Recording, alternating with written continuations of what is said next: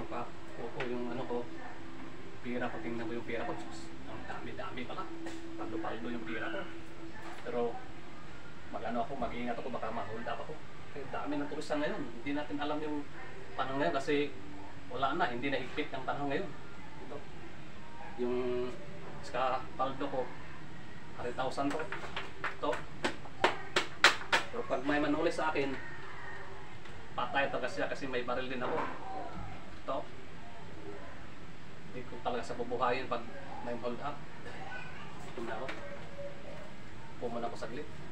Ano ko yung pira ko sa bulsa. Yung pira ko.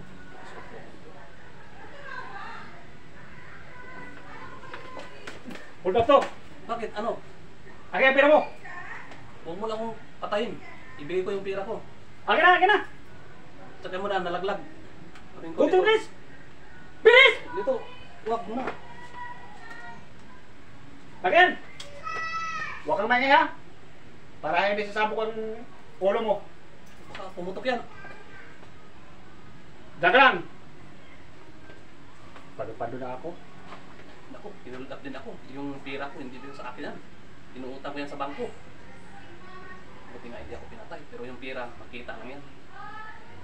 Pag ano ako, sika.